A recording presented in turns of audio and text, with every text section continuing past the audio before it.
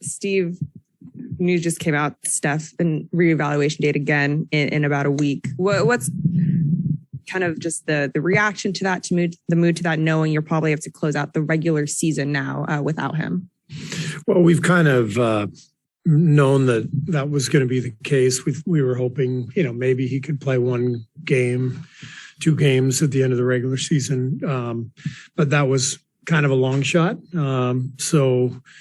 This is how it's turned out. His rehab's going fine. Steph has been injured many times, either before or during the playoffs in the past, and he's always returned really, really well. So I'm not too worried about him. All it takes is 1 made shot, and he's back in rhythm. So, we'll see how it all goes over the next couple of weeks, but just following the advice of the training staff, and we'll go from there. The information said that Steph will start his on-court activities soon. What does that look like? How much can he do? Well, he'll be on the court with the ball in his hands, ball handling, shooting, and movement. And I imagine what that means is that he'll progress each day to more and more, cutting and that sort of thing. But that's really up to Rick and the staff. If it turns out he might miss 3 weeks, 4 weeks, 5 weeks, heading into the postseason, even for a player as conditioned as Steph, that can still be challenging. How much time do you think it might take him to get up to speed for a really intense time of year? I'm not going to speculate, if as far as how many weeks he misses, because we just don't really know. But because he's got a foundation of 70 games underneath him, I think, and seeing him in the past, I think he'll respond quickly. This is not like starting the season where he doesn't have a training camp and a foundation beneath him. So he's been in great shape all year. That doesn't just go away in a couple of weeks. So I imagine I know he'll put all the work in, and I imagine he'll come back quickly when he does come back. Steve, on one hand, Steph's had experience with dealing with an injury late in the season before ramping up, and obviously Steph and Clay and Draymond have a lot of time together, but there's also a young group that hasn't had that experience. What do you make of those kind of different components with what it ultimately means for the group? I don't really make anything of it because it doesn't matter. It's like it is what it is. So we just prepare each day and try to get better. And, there's nothing we can do about any of that stuff.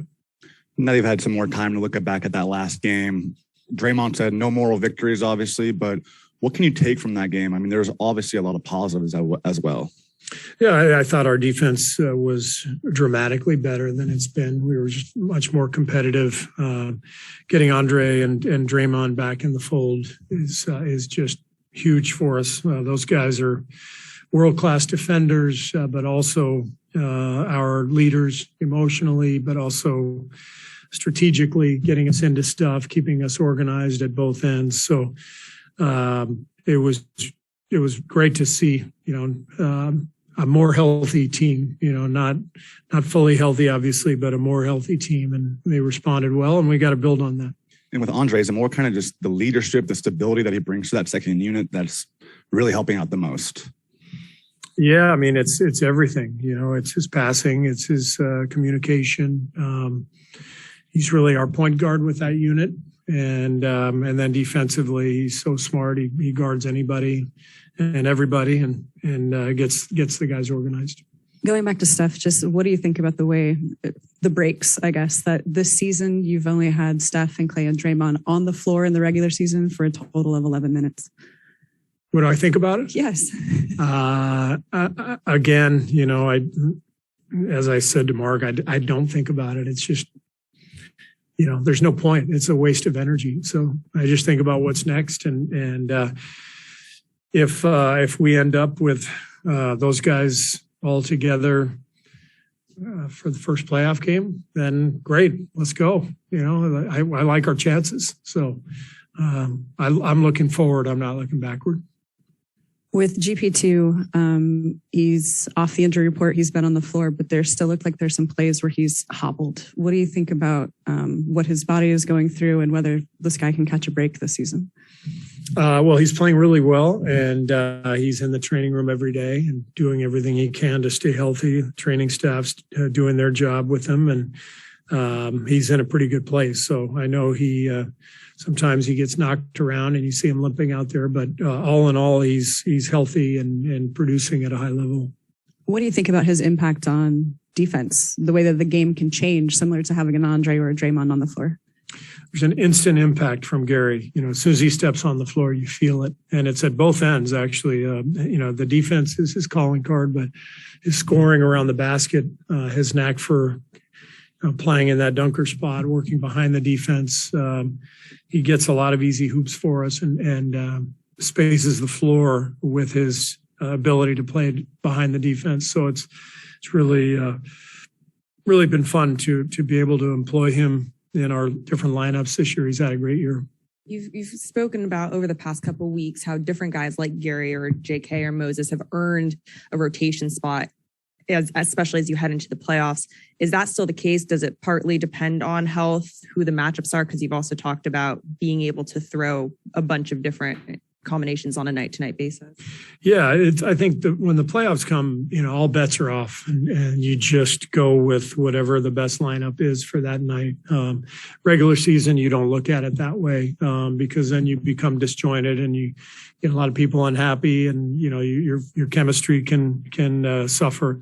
So I think playoffs are a completely different deal.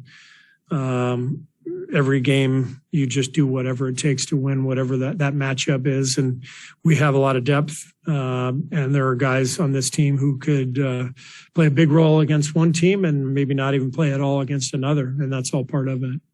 Steve, what sort of growth and growing pains have you seen Andrew Wiggins and Jordan Poole experience this season with their different opportunities and also adjusting to the different injuries this season?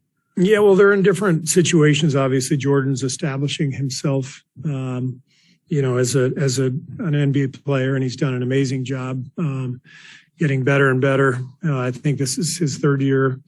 The difference between day one 3 years ago to now is as dramatic as any I've ever seen with a player in that amount of time. So he's done a fantastic job, whether it's as a starter or as a bench player. And then I think Wiggs established himself the first half of the season, had an all-star half and earned that honor, and then struggled for 15 games or so, whatever it was. I was really encouraged by his game last night. And I think over the last week, he looks like he's finding his rhythm. Wiggs, when our team is whole, I think he's better. I think most people are. When the team is right, most players kind of fit in easier. Roles become defined. But I think with our team, with Wiggs in particular, when we've got Draymond and Andre, Steph, Clay, Jordan, Wiggs knows exactly what his role is. He does a great job of it. Defending, attacking the rim. He got to the free throw line 9 times the other night. He guarded. He was great. So I think that's the most important thing, is that both guys have had to adapt and adjust. But when we are whole, they both have a chance to really play prominent roles. Only 5 games left, but still 2 back-to-backs. Do you expect to still do kind of the same situation with Clay, Draymond, Otto Porter Jr., or is that still kind of TBD? It's TBD, but it's likely that we will rest some guys. I think Clay and Andre pretty much automatic. Just based on Clay's injury and the recovery, and then Andre just, with his age, we're not going to mess around. So those guys almost automatic. I think the other 2 guys more up in the air. Coach, what kind of impact can Steph make? Obviously, he's rehabbing. He's got good energy on the bench, but what kind of impact can he make on that side from the bench and in practice before he's back on the floor? for your team? Well, he's just, he's got such an important voice, within our team. And, we had a good film session today, and he had a couple comments there. You can see him during practice, pulling guys aside, talking to them. So he understands his value as a leader, as well as, as an all-star player. So I think that's one of the keys with Steph is just his presence is crucial for us too. Steph and Clay have a championship bond. They play so well together. Have you noticed a connection between Clay's unevenness and when the shots fall and Steph's absence? I haven't made that connection. I think in my mind, Clay has just pressed because he's been out so long and because he's so competitive. He just wants everything to happen right now. So I didn't really connect it with Steph's absence. I do think that if Steph's there, Andre's there, Draymond's there, I think things will fall into place a little bit easier for Clay. But we've just got to help him to settle in and not be so anxious to get it all back at once. That's the main thing. And I have another for Jordan Poole. Monty Williams had some compliments before the previous game, said Poole has emerged as one of the league's top scorers, that he says he's learning from Steph, which is scary for everybody else. Do you see Poole also learning Steph's showmanship, the way that he works a crowd a little bit? He's got a little bit of that for sure. Yeah, Jordan enjoys that part of the game. But I think the stuff that's on the court is obviously more important to me, and seeing him play with the ability to attack with the ball or come off screens like Steph is able to do is a great sign, because being able to be versatile as an offensive player and not one-dimensional is huge. And I thought the other night was a great example of that. He was great in pick and roll. He was great coming off screens as well. Is Jordan's wrist okay? Yeah. All right, go to one on Zoom. Mark Haynes, go ahead.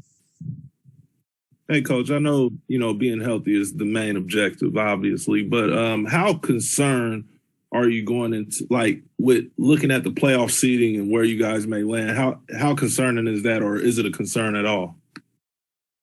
Well, we're shooting for the highest seed we can get. We're trying to win every game, not at the expense of health. But as far as concern, you got to play somebody. If we could shoot for a first round bye, I'd be really concerned. But that's not the case. So we're going to play somebody. The main thing is being as healthy as possible and being in a good place mentally, spiritually, physically, going into that first round matchup, no matter who we play. Thanks.